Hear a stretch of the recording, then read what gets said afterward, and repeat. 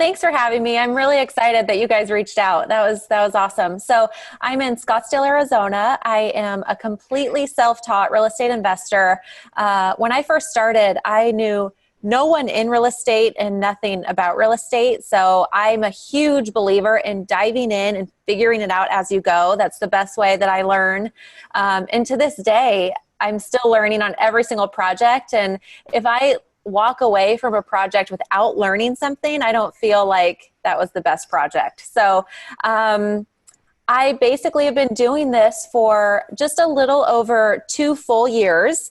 And I started this when I was working full time for someone else, not in real estate at all. And so when I was working full time, I was actually in retail, and I ended up flipping 4 houses. And I thought, I have to leave this. This is what I want to do full time.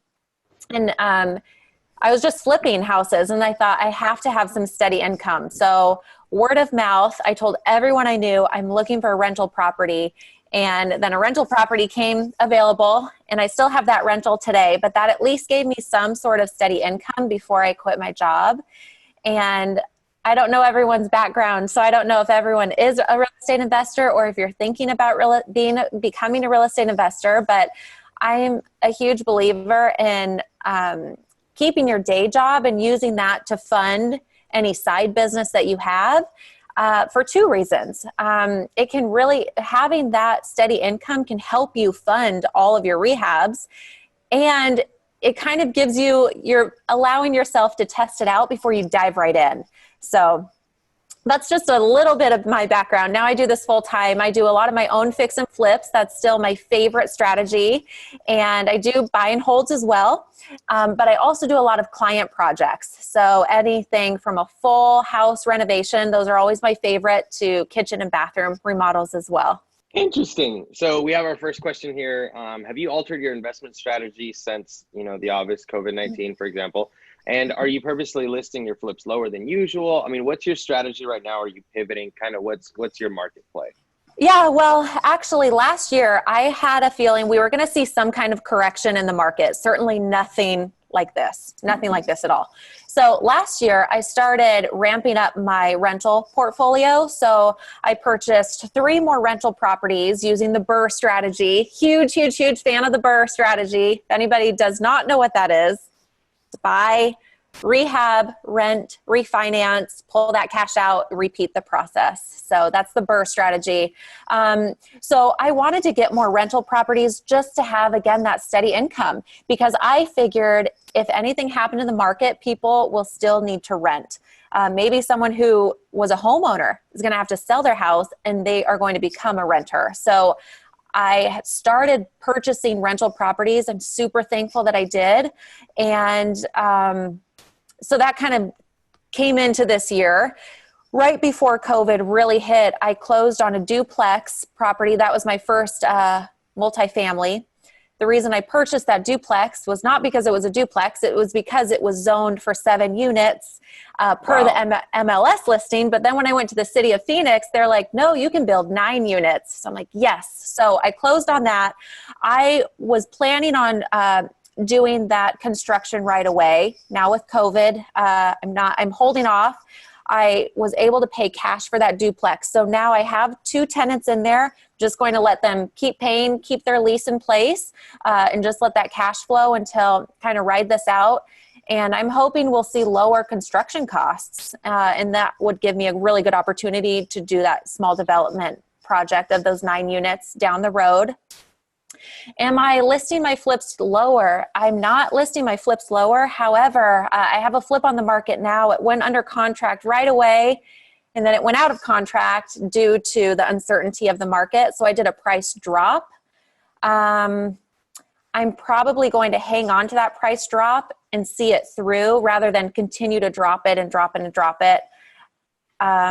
If I was listing a house now, I might list it a little bit lower than what I hope to list it for, just to get it off my hands. I think you have to consider opportunity costs too. So what you had hoped to list it for when you started the renovation, you could still list it at that. It might stay on the market longer. And then think of that, what that you could do with that money if it sold a little bit quicker if you lower the price. So that's kind of what I'm thinking right now. I like what you said about, doing your due diligence on that property that you purchased, because you thought you could do 7, and then you went down to the city and they're like, no, you can actually do 9 on there. Yeah. And then, also where you talked about, construction cost is going to be lower after COVID-19, because one, I think construction workers are going to have a little bit of a quarrel towards their boss if they let a bunch of them go. They're going to be fighting for.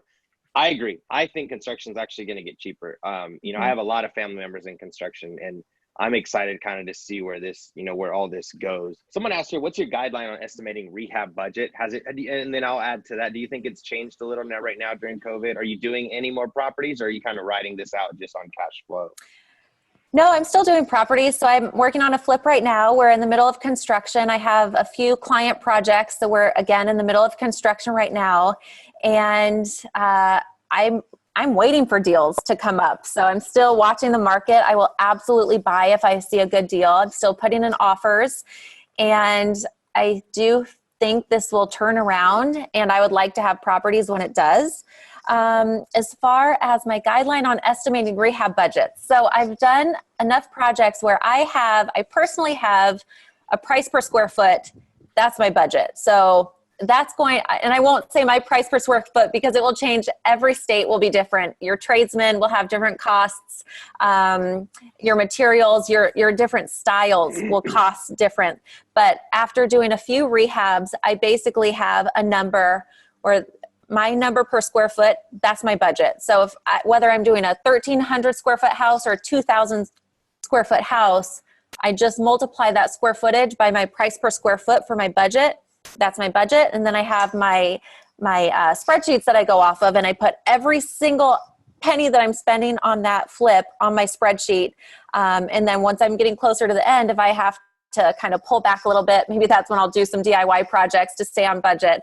But that's kind of how I do my budgets. When I first started, I wouldn't do that. I wouldn't put everything on an Excel sheet or on anything. I would just like, I think this is what it's going to cost. That was the worst way to do it. I mean, I feel like the more precise you can get, down to the dollar amount, the more at the end of the day what your profit's going to be. So I think the devil's in the details. It is. Even, if I have a receipt for $5, that is going on the spreadsheet.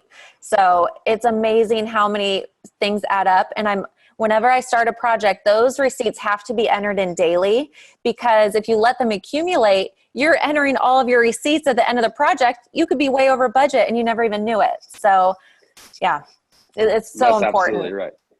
Do you go off of comps as well, or do you mostly kind of know your market and what you think like yours is worth compared to other houses, or how do you go based on that?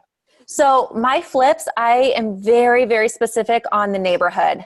I say no to a lot of deals. I say yes to a few, but I know those few deals are going to be home run deals because I stick to certain zip codes. So when I'm looking at it, like for example, I flipped 7 in the same zip code. So they're all very close. So I know what I'm entering in price per square foot. I already know that after renovation value. So I know that my price per square foot for the rehab is going to be right where it should be to hit those ARVs. If your market slows down, would you consider looking out of state markets? Are there any projects that you were not comfortable doing when you first started? Was there any, I guess that's 2 different complete questions. So if you want to answer them separately, that's cool. But I know the last one, what they mean is like, is there any project when you first started that was too big, or just something that you weren't comfortable with? Did you eventually size up? How did that ladder work for you? Yeah, so I have definitely laddered up with every project. When I first started, it was just a cookie cutter design, a cookie cutter renovation. But I never ever remembered being nervous about any project. I think the excitement has always been there, and I'm always excited to push myself to do bigger projects, to do more difficult projects. So I've never ever started a project that I wasn't comfortable doing. Again, that I think we all just have a fire for real estate, and it's more exciting. So that I've learned a lot. I've had projects that have been extremely hard when I was in there, and every single thing felt like it was going wrong. And when I was in the middle of it, I thought, wow, this is so hard. But looking back, those projects are absolutely my most memorable because I learned so much on those projects. Would I consider looking out of state? If I were to look out of state, it would be more of a long-term buy and hold, not necessarily a fix and flip, because I'm very particular on my designs, and that would be harder for me to do if I'm not there. Right there, right. Yeah, if it was just kind of a turnkey rental, yeah, I would consider doing that for sure.